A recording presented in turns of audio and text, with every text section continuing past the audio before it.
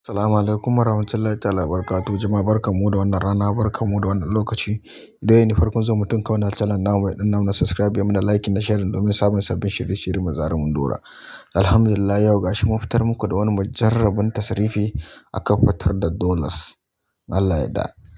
Ga wanda wuri ya mishi karfi ko yake so ya fitar da dollars don wata biyan bukatarsa, insha Allah wannan sirri gwadajjen sirri ne, insha Allah kuma sirri ne na kun fa yakunu.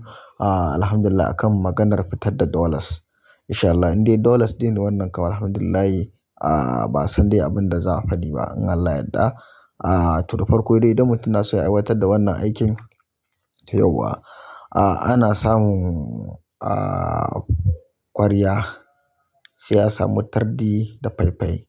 To alhamdulillah, sabida kiyaye tambaya, sabida sai ga kamar kai bayani yanda ya kamata, amma mutum sai zo yana tambayan ka, wannan ba mu ji kayan maganar tulare ba, ko akwai tulare ko babu. Ba mu ji ko kayi bayanin sirri yadda ya kamata, sai ga kamar misalin wani ya zo yana tambayan ka, shi bai samu wannan tularin ba, zai yi amfani da wannan tularin.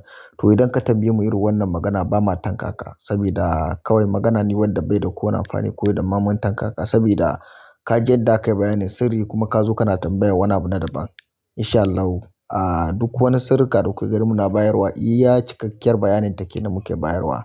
Allah ya sa mu dace. Idan an samu hakan, sai mutum ya zo buga wannan hatimin nan na farko, insha Allah. Hoton hatimin, sai idan mutum ya buga wannan hatimin, sai na ta alaya. Idan mutum ya nade ta alaya, sai zai saka cikin wannan faifai, cikin wannan ƙwarya. To tardi, saboda yawan tambaya, ita ne wadda ake ɗora ƙwaryar nan a samanta, wannan abu zoben nan, wannan zoben na wanda ake ɗora ƙwaryar nan a samanta kafin a kawo faifai a rufe, in Allah ya yarda. To insha Allah, idan mutum ya rufe ta hakan, to sai mutum ya saka layar nan a ciki. Bayan mutum ya saka wannan layar nan a ciki, sai mutum ya yayyanka takardu adadin da yake bukata, ko 10 ne kana iya sawa, amma idan kuɗin da za ta fito tana fin 10. Allah ya yarda. Dollars. Idan ba a samu ƙwarya da faifai da tati ba, ana yi amfani da bokati kamar yadda kuka gani a hakan. Bokati. To idan an yi a hakan, to yauwa, sai mutum ya kawo wato farin kyalle, sai ya rufe.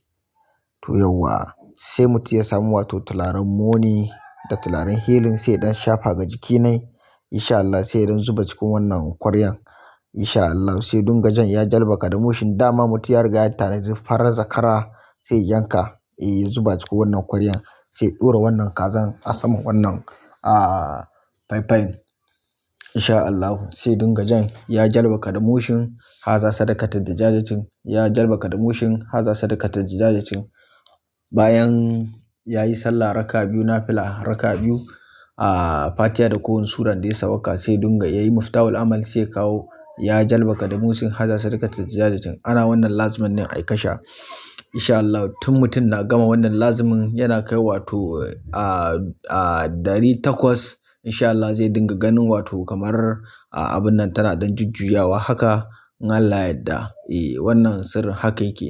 Da mutum ya gama yana fita ɗakin nan, kamar wani minti 3 ko 5, zai zo babu wannan kazan, insha Allah. Aiki ya gamu kenan.